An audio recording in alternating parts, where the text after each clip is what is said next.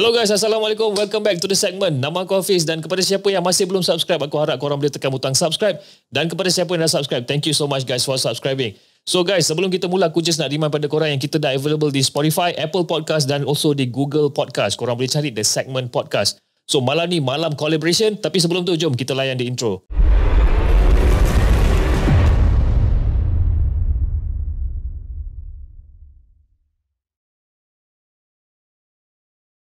أعوذ بالله من الشيطان الرجيم لو أنزلنا هذا القرآن على جبل لرأيته خاشعا متصدعا من خشية الله وتلك الأمثال نضربها للناس لعلهم يتفكرون صدق الله العظيم.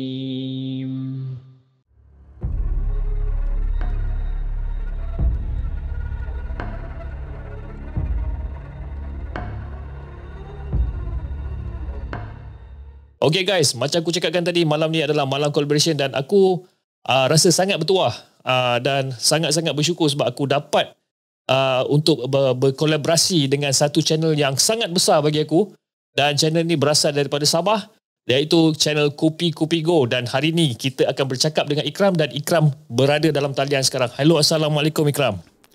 Waalaikumsalam warahmatullahi abang. Terima kasih kerana menjemput. Baik. Terlampau baik sekarang ni, sampai badan pun naik. Time-time PKP lagi, badan naik. Badan makin besar Ikram Badan makin besar betul bang. Aduh. Anyway Ikram, aku just nak ucapkan, aku nak ambil kesempatan ni untuk ucapkan ribuan terima kasih kepada Ikram dan also kepada Kopi Kopi Go kerana sudi untuk orang kata berkolaborasi dengan The Segment, iaitu channel yang baru dalam 20,000, 20 lebih ribu kan. Tapi untuk channel yang 1 juta, 1.15 juta untuk berkolaborasi dengan channel yang sangat kecil macam aku ni, aku rasa sangat-sangat terharu. Orang kata macam I'm very very honoured lah orang kata kan. No problem bang, sebab saya pun faham untuk kasi naik channel dari sekecil tu sampailah sebesar sekarang ni. Jadi saya cuba bantu mana yang saya boleh bantulah untuk The Segment ni. Terima kasih juga kepada The Segment menjemput saya untuk podcast pada malam ni. Alhamdulillah. Okey, Ikram, jadi macam Ikram tahu ataupun kalau macam Ikram pernah tengok channel siaran-siaran ataupun video-video dekat The Segment, selalunya kita akan call ataupun subscriber akan call untuk menceritakan tentang kisah-kisah seram diorang lah. Dan kita pun ada juga collaboration dengan beberapa channel yang lain menceritakan juga tentang kisah seram diorang. Tapi macam aku tengok dalam channel Kopi Kopi Go, kita ada banyak konten dalam Kopi Kopi Go, ada kisah seram, ada fakta dan sebagainya. Jadi aku just nak bertanya pada engkau sama ada engkau ada tak cerita ataupun kisah seram, pengalaman yang tersendiri daripada pihak Kopi Kopi Go? Kalau bercakap pasal kisah seram tu, saya ada beberapa kisah yang mungkin saya boleh kongsikan pada malam ni. Kisah yang saya belum lagi kongsikan kepada sesiapa actually. Kisah tentang tempat saya, office saya sekarang ni ada kisah dia. Dan mungkin juga kita boleh tengok antara sebab lah kenapa. Mungkin ada yang nampak di Kopi Kopi Go kurang Kopi Kopi Go seram sudah sekarang. Mungkin saya boleh kongsikan juga kenapa kurang Kopi Kopi Go seram. Betul juga, sebab aku pun perasan juga bila macam Kopi Kopi Go macam dah kurang untuk konten-konten seram. Jadi mungkin aku nak tertanya ataupun mungkin penonton-penonton The Segment dan penonton-penonton Kopi Go ingin bertanya ataupun nak orang kata nak tahu kenapa Kopi Kopi Go dah kurangkan kisah-kisah seram. Jadi maknanya kisah seram yang Kopi Kopi Go ataupun Ikram nak ceritakan ni memang tak diberitahu ataupun tak disiarkan di mana-mana. Ya, sebab saya cuma kongsikan dengan orang-orang yang saya rapat, dengan kawan-kawan rapat saya, dengan family saya. Cuma alang-alang Hafiz panggil untuk berkongsi ni, jadi apa salahnya saya berkongsi pengalaman yang saya lalui inilah. Dan Alhamdulillah. Terima kasih Ikram. Okey Ikram, tanpa buang masa, jom kita mulakan dengan kisah seram Ikram yang pertama.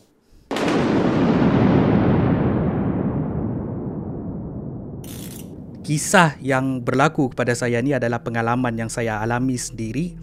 Sempena boleh kata dalam masa 2 tahun ni lah. Kepada mereka yang follow Gubi-Gubi Go, kamu tahu yang saya baru buka office di Kota Kinabalu ni. Dan saya buka office tu pada tahun 2020.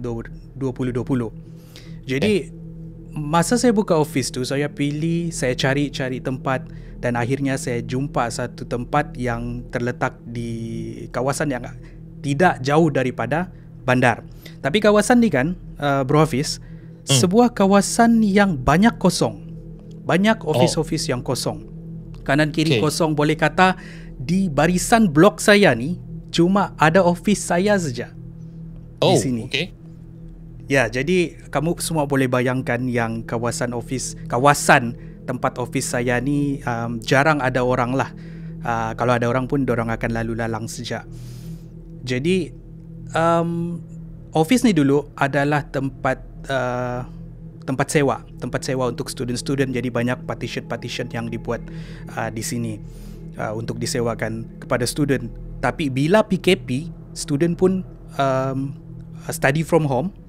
Jadi penyewa yang menyewakan bilik-bilik ni tidak lagi mampu untuk menguruskan. Dengan itu saya take over lah untuk renovate jadi office saya. Jadi di sinilah saya punya studio, di sinilah saya punya print baju dan juga barang-barang saya lah ya, saya letakkan di sini dan di sinilah kami beroperasi.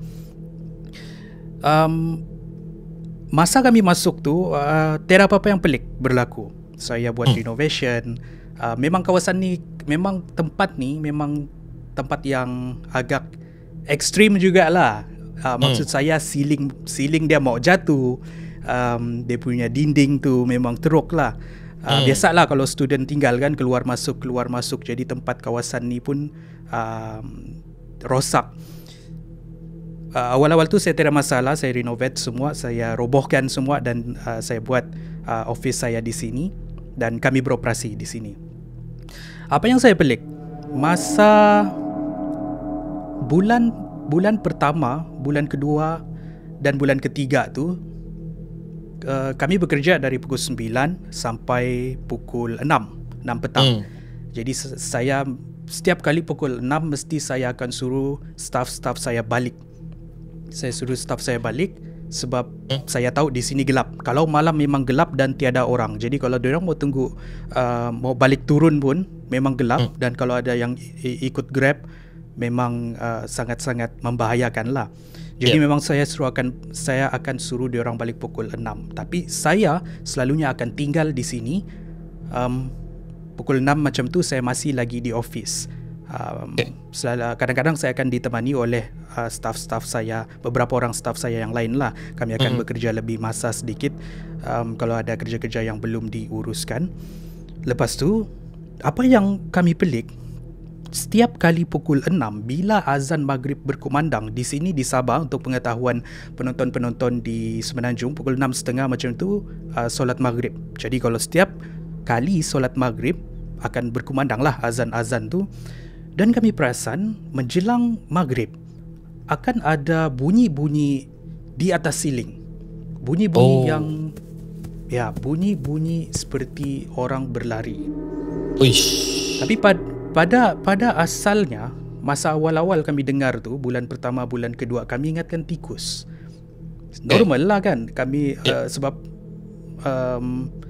kawasan ni mungkin selepas sekian lama office saya ni buka, mungkin ia menarik perhatian tikus-tikus tu untuk datang ke sini. Tapi apa yang saya pelik, bunyi tikus tu tiada kalau masa waktu bekerja.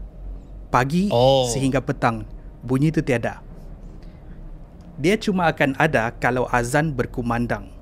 Dan ada ketika bunyi tu makin lama makin kuat dan makin boleh kata ganas lah bunyi itu.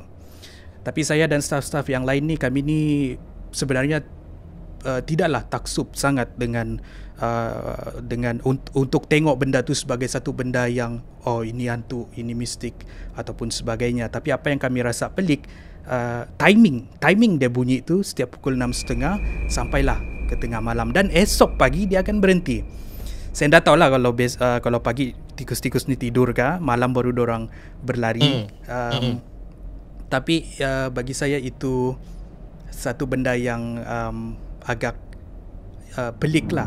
Dan membawa kita kepada hari ini, ada sekarang almost one year sudah, 1 tahun sudah. Bunyi-bunyi itu tiada lagi. Oh, dah tak ada. Bunyi-bunyi itu tiada lagi. Saya tak tahu kenapa dia tiada. Sebab kalau bunyi tikus, saya tak tahu itu bunyi tikus ataupun tidak. Dan kenapa bunyi itu tiada lagi sekarang. Berkemungkinan juga kami sudah masuk di sini dan bunyi-bunyi itu ataupun benda-benda tu, kalau itu benda-benda tu sudah pergi. Dan itu yang menjadi pertanyaan kepada saya sehingga hari inilah. Tapi itu tidak menghalang saya dari terus bekerja sampai lewat malam. Kadang-kadang saya tidur di office. Banyak masa jugalah yang saya spend time untuk tidur di office. Dan itu pendahuluan sebenarnya, Hafiz. Oh, itu pendahuluan untuk kisah. Okay. Itu pendahuluan untuk kisah yang seterusnya ni. Sekarang kamu dapat bayangkan keadaan office ni, background yang saya ceritakan ni. Yep. Ini adalah kisah kedua yang berlaku di office ni. Berlaku kepada saya sendiri. Saya tidak tahu kalau ini adalah gangguan mistik ataupun ini adalah petanda untuk saya. Beberapa minggu yang lalu, dalam 3 minggu yang lalu lah, macam biasa saya akan tidur di office untuk menyiapkan kerja. Lagipun beberapa minggu yang lalu di Sabah ni, malah di seluruh Malaysia, roadblock di sana sini. Jadi untuk saya balik ke rumah saya, roadblock. Jadi saya ni pun kadang-kadang malas mau limpas roadblock, bro Hafiz. Sebab yalah, kadang-kadang jam. Lepas tu kalau tiba time banjir lagi. Jadi might as well saya di office dan siapkan kerja saya di office.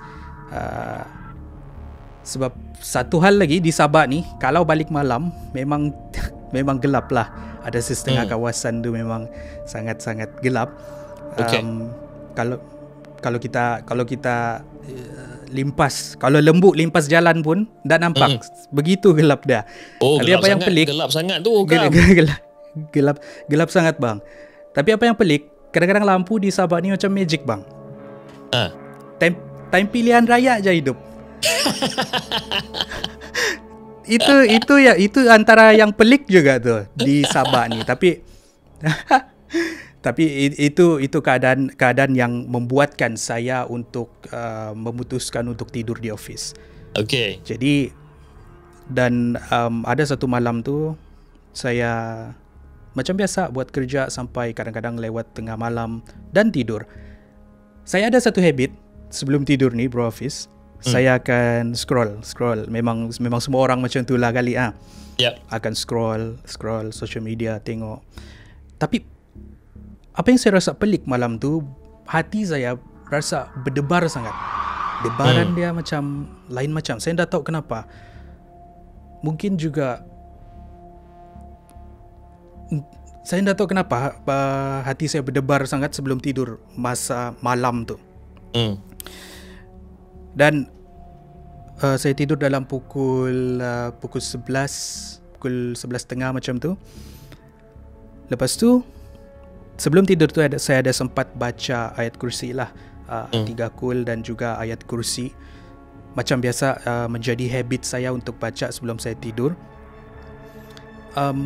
Malam tu saya terbangun sebab saya terdengar benda terjatuh ke lantai. Bunyi dia, kalau gowes pula, kalau semua penonton boleh bayangkan, macam bukan kertas, file plastik yang terjatuh ke lantai. Pam! Betul-betul di tepi katil saya. Pap, jatuh. Saya terbangun. Alamak, mengacau lagi. Sebab ini bukan pertama kali saya kena kacau oleh benda-benda ni. Diorang akan cuba bermain. Diorang ni suka bermain. Diorang akan cuba bermain dengan orang-orang yang diorang mau ganggu. Dan saya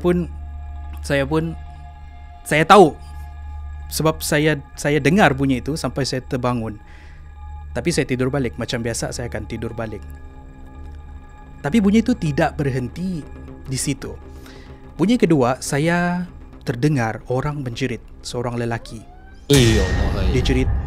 Dia jerit. Oi! Betul-betul saya dengarlah dengan jelas di telinga saya. Dia jerit. Oi! Mungkin selang 2 jam macam tu. Dia jerit. Lepas tu yang bunyi ketiga, selang dalam beberapa jam selepas tu, saya terbangun sebab saya dengar kanak-kanak membuka pintu bilik saya. Dia buka, saya terdengar tu bunyi. Sebab pintu saya ni, saya kadang-kadang saya tak tutup rapat pintu office, di office saya lah. Lepas tu saya terdengar, saya terbangun, tengok tiada apa-apa, saya tidur. Macam yang saya cakap tadi, bro Hafiz, sebab benda ni bukan pertama kali. Maksud saya benda ni, kalau saya terbangun oleh gangguan-gangguan yang macam ni, bukan pertama kali terjadi, dan saya akan tidur balik as if nothing happen. Macam tu. Sebab kita bukan juga berani sangat, tapi kita bukan juga takut sangat.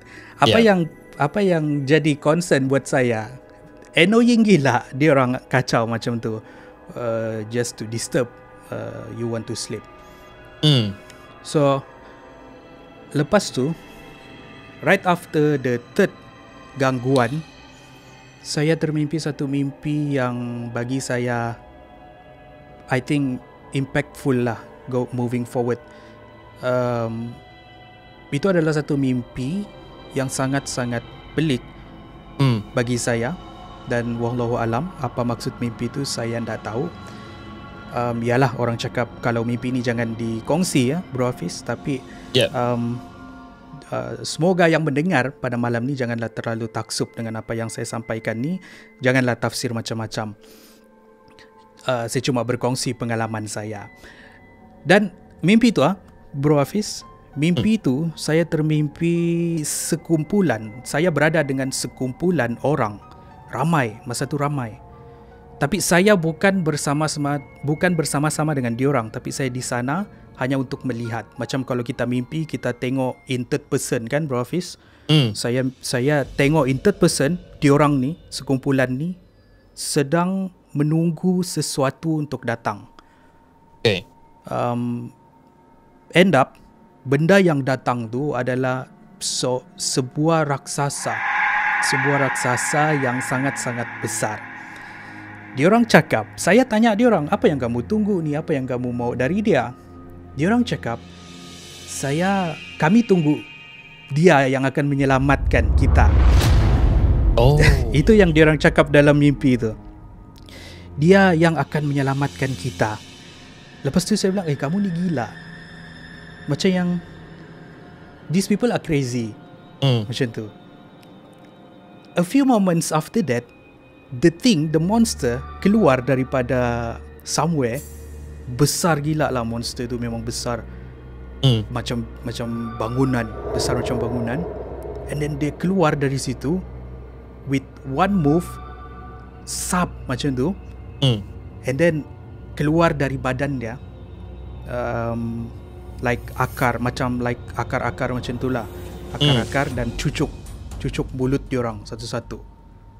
The monster want to find out siapa-siapa yang ada cakap buruk pasal dia. The thing want to find out his real followers. Daripada so the akar, I think the way I interpret it, the akar will tell the thing lah, whoever yang bukan the real followers of the thing. Okay. And then one memorable thing lagi yang saya ingat during mimpi itu, saya bersembunyi di celah-celah gerahan tanah. Saya bersembunyi, dan masa tu, Bro Hafiz, saya rasa satu debaran yang sangat-sangat mendebarkan, debaran yang saya tidak pernah rasa di dalam hidup saya. It's something, something else, macam tu. Kira debaran yang kau I would rasa tu memang betul-betul, orang kata memang betul-betul menakutkan lah. Yes, dia macam yang masa tu saya mau lari daripada benda tu. I don't want benda tu untuk jumpa saya, sebab the akar yang I tell you just now, the akar yang keluar dari badan dia tu go around and find people, try to find people. So I try to hide daripada akar tu. So debaran tu yang paling memorable buat saya. Saya tak pernah rasa debaran tu di dalam seumur hidup saya. Tak pernah langsung. So that's one thing yang I remember. So itu mimpi saya. And then cerita saya belum lagi berakhir di situ. Saya end up macam biasalah, pagi tu saya bangun with a headache. Then time tu pukul 8 lah, macam tu. Kami start pukul 9, so I need to get up and mandi and get ready lah untuk bekerja. Lepas tu saya keluar dari bilik, saya menuju ke bilik mandi ataupun tandas lah. Lepas tu saya perasan ada satu benda. Saya dengar bunyi pipe di tandas. Saya dengar bunyi pipe di tandas. Pipe tandas terbuka. Takkan mungkin saya akan gunakan tandas dan biarkan pipe tandas terbuka. Yep. So benda ni I try to interpret, tapi I end up going with the most yang paling baik lah, my interpretation yang paling baik. So saya dah baca ayat kursi sebelum tidur. But still saya masih lagi mimpi benda-benda macam tu. So satu yang saya faham tentang the power of ayat kursi and surah sebelum tidur ni, if we ask daripada Allah Subhanahu Wa Taala untuk jaga kita, dia akan jaga. Betul. Tapi kalau kita baca still benda tu ada, maksudnya benda tu diizinkan untuk mengganggu kita. Di atas sebab-sebab tertentu. Macam mungkin saya husnuzon untuk menyedarkan saya. Wallahu alam, tapi my interpretation is that mungkin itu hidayah yang ditunjukkan kepada saya, ditunjukkan neraka. Dan I think benda tu is very very memorable to me, and I keep reminding myself every day I don't want to feel debaran macam tu lagi going forward in my life. So that's what happened to me here di office ni. Tapi regardless, once again, kepada mereka yang mendengar, harap-harap jangan tafsir jangan tafsir mimpi ni, sebab saya actually, Bro Hafiz, saya reluctantly untuk share. Tapi mungkin juga ramai yang boleh relate dengan apa yang saya sampaikan ni, sebab kadang-kadang orang yang tak lalui, yang belum ataupun tidak lalui apa yang mungkin orang-orang macam saya ni lalui, diorang tidak faham. Tapi itulah yang saya lalui dan itulah yang terjadi kepada saya.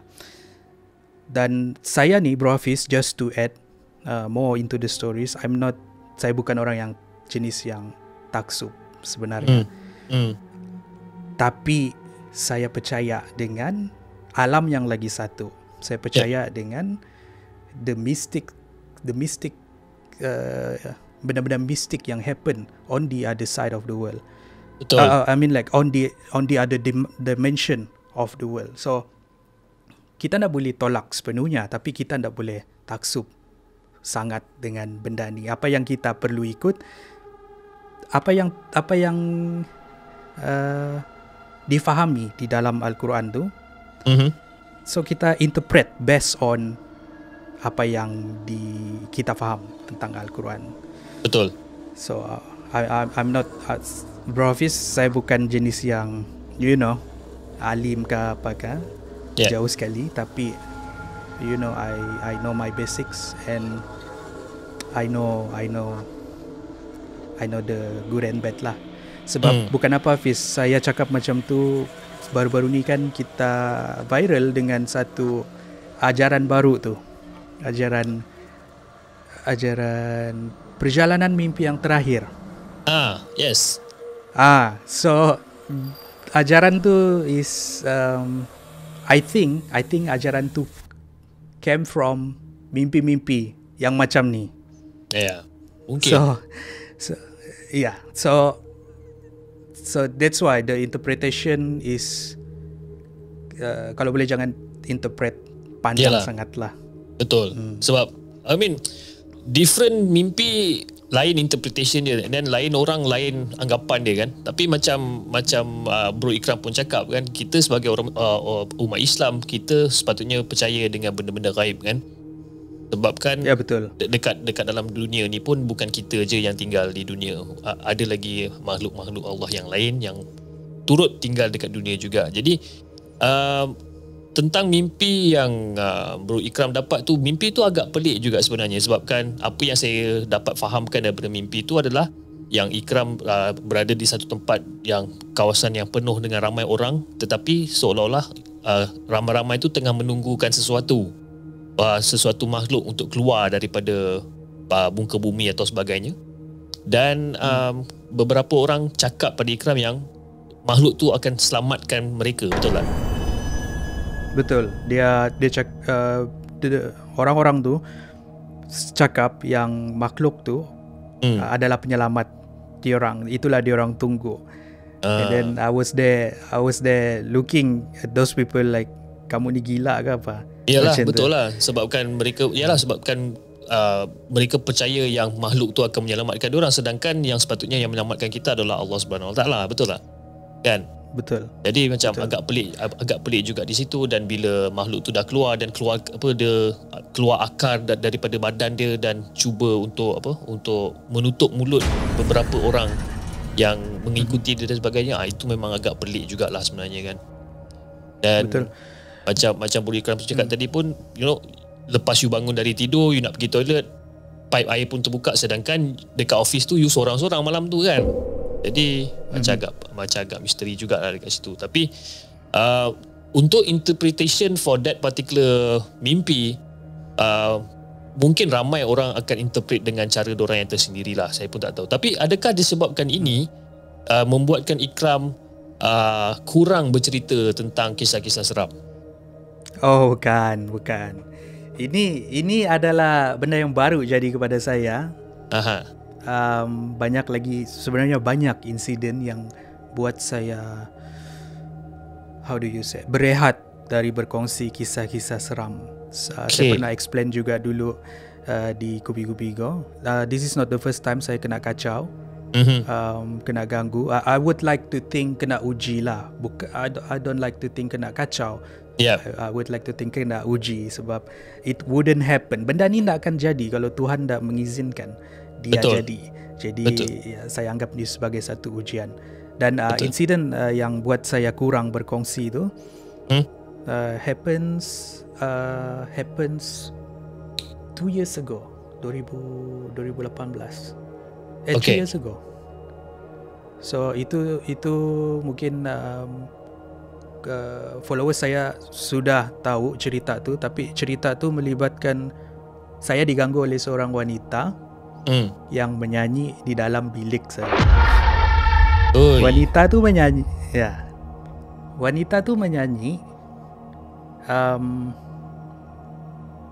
lagu seorang artis yang sangat-sangat terkenal di Malaysia ni. Dan kenapa dia nyanyi lagu tu? Sebab sebelum saya tidur malam tu, saya ulang lagu tu berkali-kali. Sebab saya suka dengan lagu tu. Dan Lagu saya apa suka tu, dengan Ikram? artis yang nyanyi lagu tu. Saya rasa Gowes saya punya followers tahu, tapi rasanya lebih baik saya rahsiakanlah, bro Hafiz. Sebab Okay. takut nanti ramai yang buat spekulasi pula. Tapi artis ni, lagu tu, bro Hafiz, bukan satu-satunya lagu yang dipalitkan dengan benda-benda mistik. Suara dia ni lain macam sikit. Suara dia ni ada aura. Itu saya boleh bagi hint lah. Okay guys, kepada sesiapa yang tahu apa yang Ikram nyanyikan 3 tahun lepas yang berulang-ulang kali sebabkan dia suka sangat lagu ni, korang komen dekat bawah. Sebab aku tak tahu lagu apa. Aku nak sangat tahu tapi Ikram tak nak bagi tahu. So korang tolong aku komen dekat bawah, korang tuliskan dekat aku apa benda lagu yang dia nyanyikan ni. Okay Ikram, teruskan. Okay, so saya ulang lagu tu berkali-kali sebab lagu tu masa tu baru keluar. Jadi saya ulang dan saya baca buku di katil. Saya baca buku macam tu. Sebelum saya mau tidur, saya tutup tu lagu dan saya ampai buku lah. Dan saya tidur. Lepas tu pukul I couldn't remember, around 2 or 3 AM macam tu. Katil saya di sebelah tu tingkap. Lepas tu saya dengar perempuan humming. Dia humming lagu tu. Aduh, ya. Dia humming lagu tu.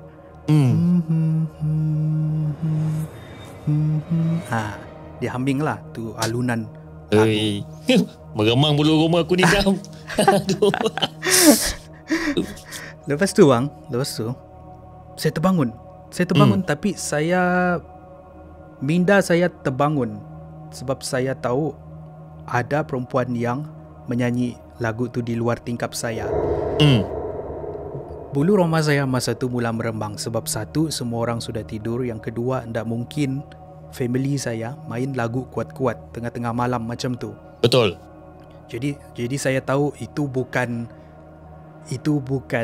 normal. Lepas tu saya tutup mata. Masa tu saya masih tutup mata. Lah, apa hal pula menyanyi-nyanyi ni?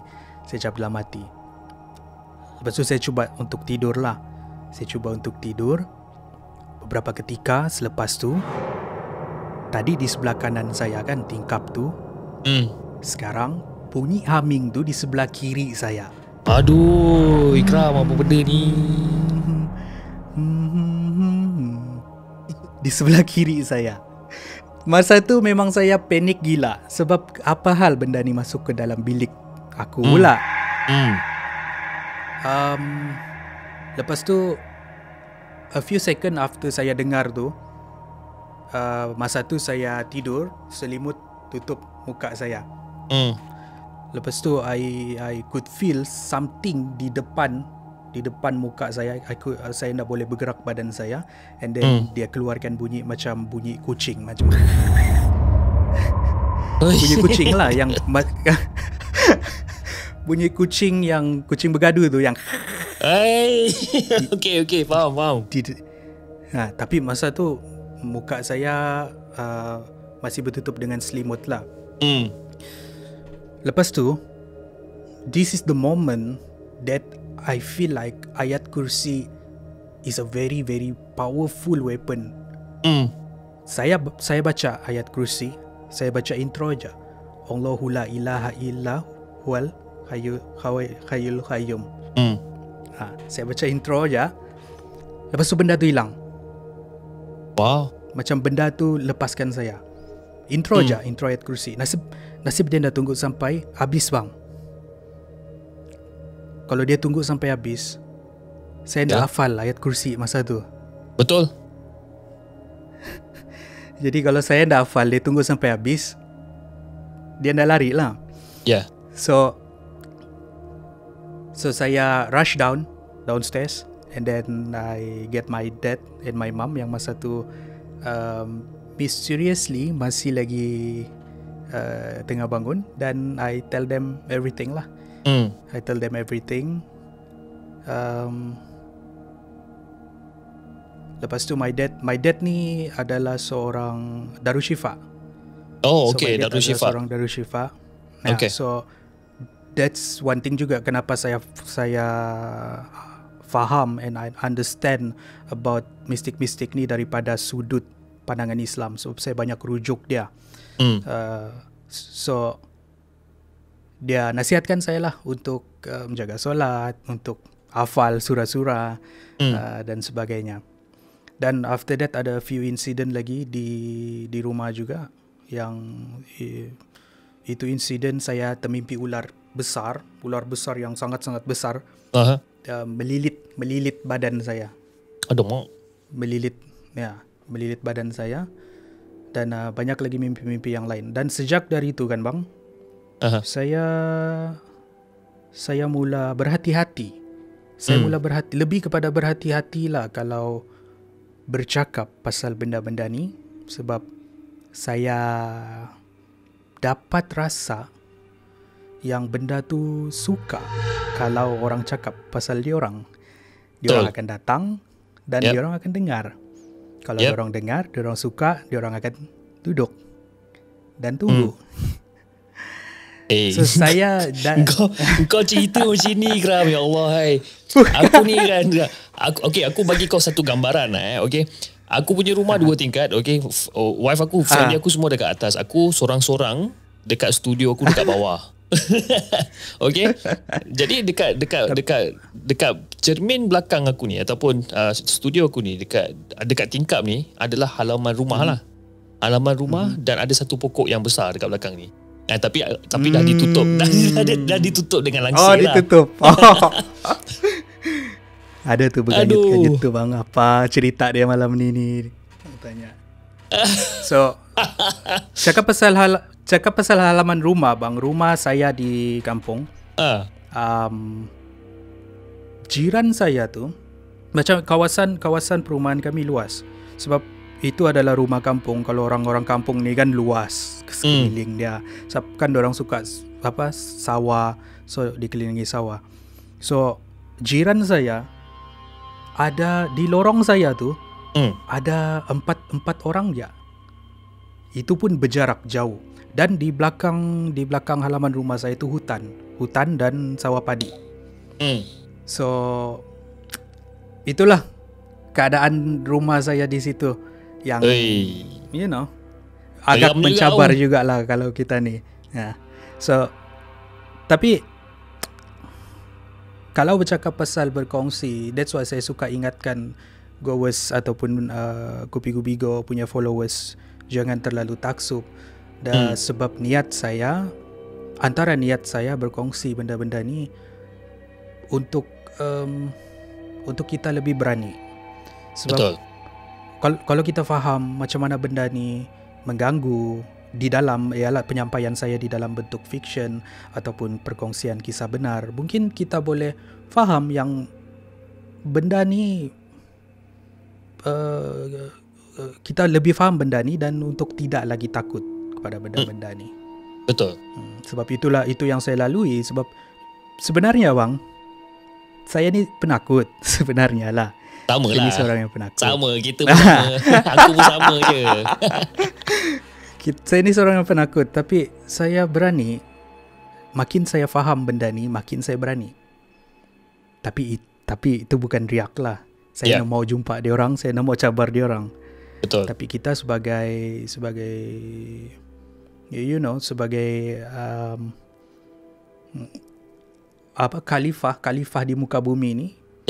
Kita jangan takut dengan diorang ni.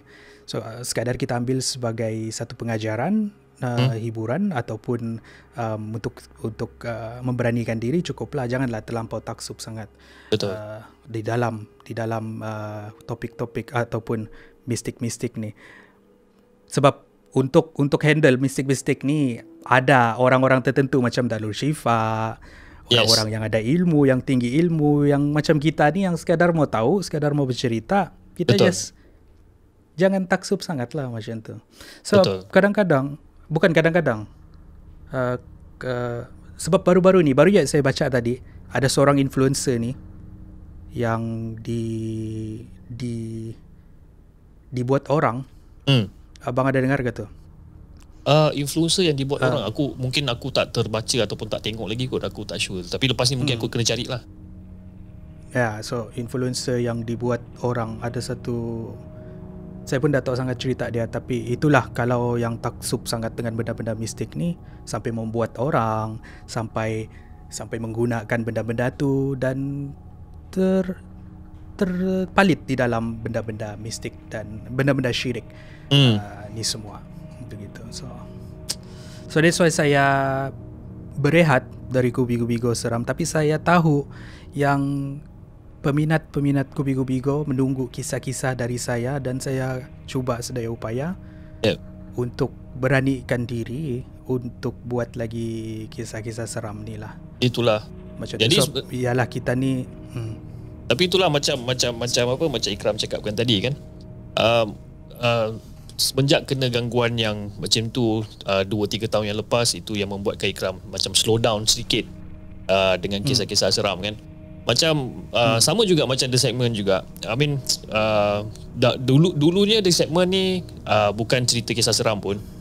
Dia adalah satu channel yang untuk hiburan, tapi bila aku macam dah orang kata ada kesedaran diri, sebab kan bila kita buat cerita-cerita tentang gosip, cerita-cerita tentang isu-isu panas, kita perlukan banyak orang kata reference check ataupun reference point yang kita kena semak sebelum kita ceritakan dekat orang. Kalau tidak, kalau salah reference-nya tu, benda tu akan jatuh fitnah kan. Jadi aku stop. Betul. Aku stop the show, dan aku take ke break lebih kurang dalam almost 1 year, dan aku reboot balik bulan 4. Jadi bila aku reboot balik bulan 4 The Segment, aku switch dia punya niche, aku switch kepada kisah seram. Tapi macam Ikram cakapkan jugalah, bila kita menceritakan tentang diorang, kita dapat rasakan satu vibe yang tak berapa nak best. At some certain point, dia punya vibe tu macam tak betul kan. Benda tu memang akan orang kata memang akan terkesan juga, and meninggalkan sedikit sebanyak impact lah kepada The Segment dan juga kepada pencerita-pencerita seram yang lain sebenarnya kan. Tapi itulah sebab bagi macam mana? Kalau macam saya senang cerita, efek benda-benda tu datang kepada kita, benda tu makan dalam lah. Benda tu makan dalam. Dia akan buat kita feel something yang kita dia nak macam suka kita merasa. Macam feel ni lah, macam feel insecure sikit lah. Yes, correct. Kan? Correct. Kita tak selesa, rasa macam ada orang memahati dan sebagainya. Tapi itulah macam itulah yang aku rasa sejak kebelakangan ni, tapi so far alhamdulillah aku masih teruskan lagi, and aku just nak fikir positif je, untuk aku bercerita tentang kisah-kisah seram, mistik dan paranormal dan sebagainya lah, Tapi okey, tapi untuk penonton-penonton The Segment yang dah subscribe kepada Kupi-Kupi Go ataupun The Goers kan, Goers ya. Basically Ikram ada plan tak untuk reboot balik kisah-kisah seram dekat dalam channel Kupi-Kupi Go? Memang ada bang, memang ada, dan banyak perancangan untuk topik-topik seram di Kupi-Kupi Go. Cuma sekarang ni saya perlu perbetulkan kapasiti saya untuk meneruskan segmen-segmen seram tu, dan look forward lah untuk benda-benda baru melibatkan Kupi-Kupi Seram in the future. Kepada sesiapa yang tengah lihat sekarang ni, ataupun kepada followers Kupi-Kupi Go yang tengah menonton siaran sekarang ni, so basically Abang Ikram akan reboot balik kisah-kisah seram, tapi kena bagi dia sedikit masa untuk dia set up balik, untuk realign balik segala plan dia yang dia ada kan.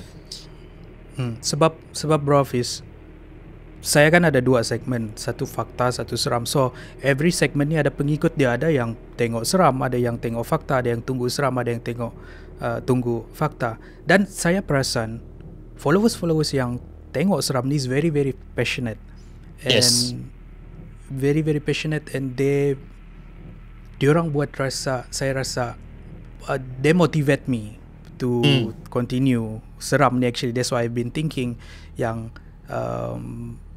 I need to deliver apa yang diorang mau. Sebab kita create a channel, we offer something, suddenly the offer stops, so it is not fair untuk diorang juga. Betul. Sebab Setuju. I want to share a bit about goers lah kan, yang suka dengan Kopi-Kopi Seram ni. Saya pernah dapat message yang diorang satu family akan duduk setiap pukul 10 malam untuk tengok Kopi-Kopi Seram ramai-ramai. Wow. And then ada lagi kisah-kisah yang agak menyayat hati bagi saya. Arwah ibu dia suka dengan Kopi-Kopi Seram. Setiap malam dia orang akan tengok sama-sama. Dan saya ada dapat message lagi yang a few people, Kopi-Kopi Seram, me being there every night dulu, it's like the only friend that they have, and it brings joy to me untuk produce Kopi-Kopi Seram sebab benda tu sudah jadi to that extent, and it hurts actually untuk saya stop abruptly macam tu. Yeah. And that's why saya masa Bro Hafiz invite saya ni kan, it's a channel with seram punya niche. So actually I'm very excited to come here and share, sebab it's another thing that I like. Yeah. And another thing that I think would be good kalau my followers Kopi-Kopi Go Seram tiada, and then they can go to the segment ataupun sebaliknya macam tu. Itulah. So, itulah macam aku pun macam sangat-sangat berterima kasih sebab kan Ikram sudi meluangkan sedikit masa selama dalam 40-50 minit untuk berceritakan tentang kisah seram. Sebab kan sebab aku follow Kopi-Kopi Go for quite some time, and then memang aku perasan yang Kopi-Kopi Go memang ada kisah seram lama kan, and then tiba-tiba macam benda tu dah tak ada. Tapi macam apa yang Bro Ikram cakapkan tadi, it hurts you so much bila you stop kisah-kisah seram. Sebab kan segmen kisah-kisah seram daripada Kopi-Kopi Go telah menjadi sebahagian daripada diri diorang ataupun sebahagian daripada diri subscriber Kopi-Kopi Go. Jadi benda tu meninggalkan sedikit impact pada diorang bila Kopi-Kopi Go stop abruptly in regards to cerita seram kan. And then macam Ikram cakapkan tadi juga, salah seorang daripada subscriber you yang arwah ibunya dah meninggal, sedangkan arwah ibunya dah meninggal, tapi sebelum arwah ibunya meninggal dia tengok Kopi-Kopi Go. Jadi benda tu secara tak langsung telah create satu good memory kepada dia dan arwah ibu dia bila tengok Kopi-Kopi Go kan. Jadi bila Kopi-Kopi Go dah tak keluarkan kisah seram, probably the memory tu macam dah hilang bagi dia kan. Dia macam memory dia dengan arwah ibu dia mungkin orang kata sedikit kurang lah kan. Jadi mungkin from the segment, bagi aku rasa jangan ambil masa terlalu lama untuk reboot. Probably I don't know, maybe by end of the year you nak reboot balik ke, I'm not so sure. So I have a plan. I have a plan to introduce a platform that diorang boleh share diorang punya story. Actually ada sudah. It's called Kisah Misteri, tapi Kisah Misteri is under maintenance, and it's a platform that they can kongsi kisah diorang, automatically can kongsi, and then they can so it will complement Kopi-Kopi Seram. If I'm not there to kongsi, they can kongsi to each other macam tu. So that's one of the things lah yang my plan on the reboot of Kopi-Kopi Seram. Yeah. Alright. And then Bro Hafiz, I just want to mention, dulu macam you mention tadi, you reboot the segment sebab dulu takut jatuh fitnah and sebagainya. Actually I have the same experience. I have the same experience. Just to share a bit lah. Dulu sebelum saya start Kopi-Kopi Go, I have a lot of digital brands lah. Salah satunya is website portal. Okay. It's a news portal. Boleh tahan juga news portal tu. Tapi we have the same feeling that betul kan ni? Betul ke apa yang aku sampaikan ni? Adakah ni jatuh fitnah ke apa? Nanti aku mati ni kena hisap ke apa ke? So I just kasih cut semua tu, the websites, and so that's the same experience lah that I share dengan your experience. Sebab dia macam mana tau, bila kita keluarkan cerita-cerita yang macam tu kan, kalau you betul-betul yakin 100% yang you punya source tu memang betul-betul tepat, then tak ada masalah. Tapi even kita pun yang buat research pun, kita, I mean to be honest lah, kita tak buat research 100%. Kita mungkin buat research half cook punya research. Mungkin research sini sikit, and then kita compile, kita keluarkan. And then someone tegur, I can't remember who, but then dia tegur macam, Peace, betul ke cerita yang kau buat ni kan?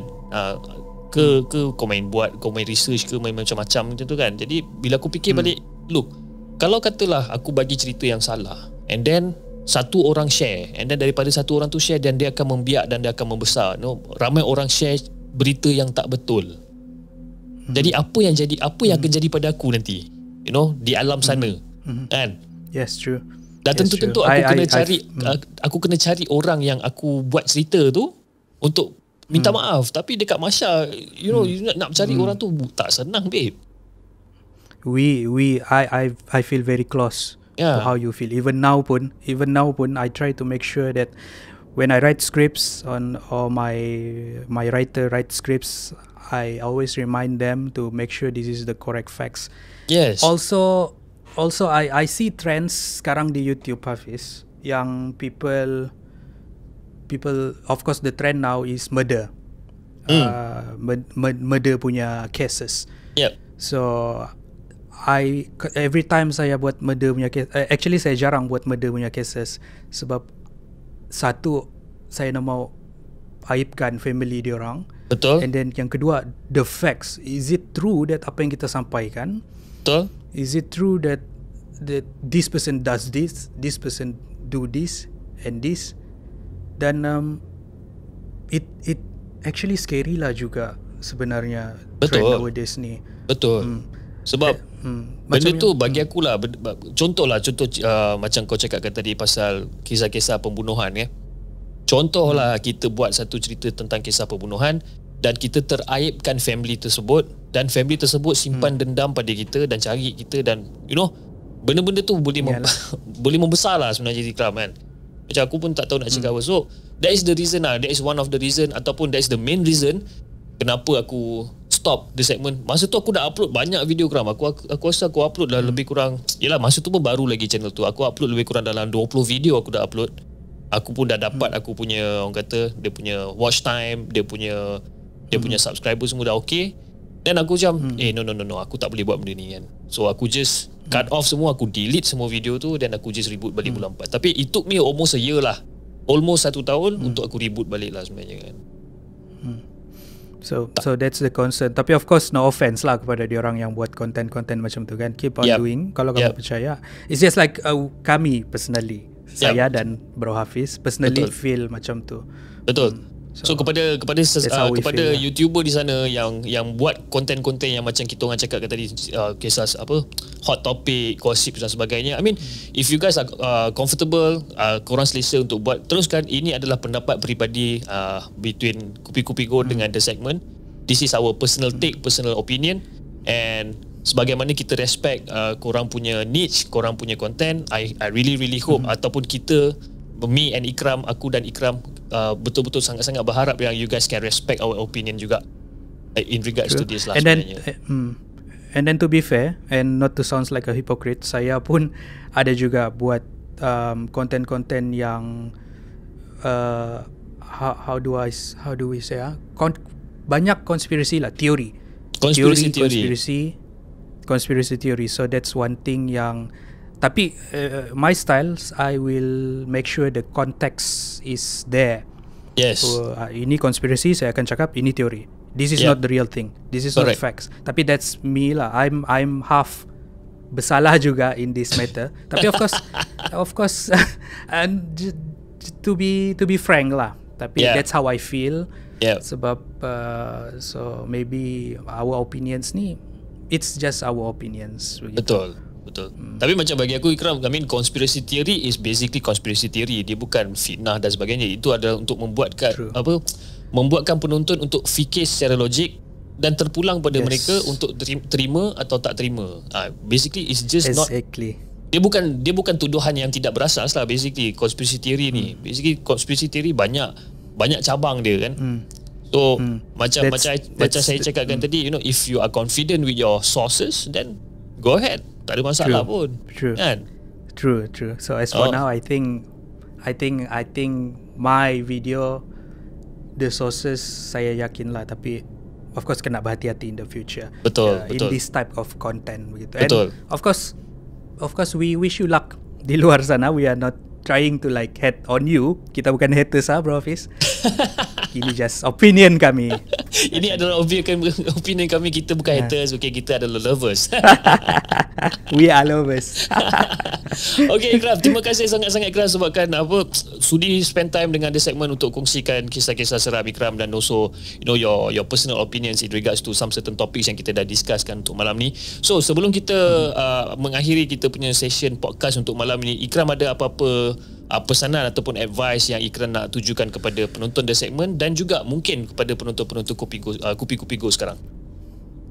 Okay, first of all, shout out dengan goers semua, dan juga penonton-penonton The Segment. Ada nama manja kah, Bro Hafiz, untuk penonton The Segment? Apa nama dia? Mardia? Nama manja untuk penonton The Segment. Oh, penonton The Segment, nama manja Alamak, ada nama manja ke? Alamak mana nama manja? Aku tak ada nama. Aku tak ada nama manja. Aku tak manjakan orang. Kalau kamu mau nama-nama manja, kamu tinggalkan pendapat di komen di bawah kalau maulah. Kalau korang nak nama-nama manja untuk korang tinggalkan komen. Nanti aku fikir-fikirlah macam mana nak manjakan korang. So, thank you very much sekali lagi kepada Bro Hafiz. This is a very interesting topic to talk about, dan mengikut topik kita pada hari ini, saya ingin ingatkanlah macam biasa juga di Kupi Go, jangan kita terlalu taksub. Kita ambil sebagai hiburan ataupun sebagai satu pengajaran. Terima kasih Bro Hafiz dan juga The Segment. No problem bro. And again, aku nak mengambil kesempatan ni untuk ucapkan ribuan terima kasih kepada Kupi Go lagi sekali kerana sudi untuk bersiaran secara podcast bersama dengan The Segment, dan aku harap aku tak terlambat untuk mengucapkan tahniah kepada Kupi Go kerana telah orang kata telah mencapai 1.15 juta subscriber sekarang. Itu bukan Terima kasih. Itu bukan satu perjalanan yang senang guys. Daripada tahun 2015 aku rasa Kupi Go ditubuhkan sampailah sekarang. So perjalanan dia banyak liku-liku yang dia hadapi, dan again, you know, 1.15 juta itu adalah satu numbers yang bagi aku sangat-sangat gila lah Ikram. Seriously. Thank you very much bang. Thank you very much. Okay guys, kepada someday The Segment. Macam mana? Someday The Segment 1 juta. Alhamdulillah, insyaAllah, amin. Aku aminkan kuat-kuat Ikram, ya Allah kan. Amin. Amin. Okay, kepada sesiapa yang ingin kongsikan kisah seram kepada The Segment, korang boleh hantar email kepada kami di hellosegment@gmail.com ataupun korang boleh hantar Instagram di @hellosegment. Dan also The Segment kini berada di Discord. Okay, korang boleh join the Discord channel. Aku tinggalkan link dekat bawah. Korang masuk Discord channel, korang boleh borak-borak dengan aku, boleh borak-borak dengan subscriber yang lain juga. Nanti aku akan hantar link dekat Ikram untuk Ikram pun join juga The Segment Discord, okay? Jangan lupa like, share dan subscribe channel The Segment, dan insyaAllah kita akan jumpa lagi on the next coming episode. Assalamualaikum.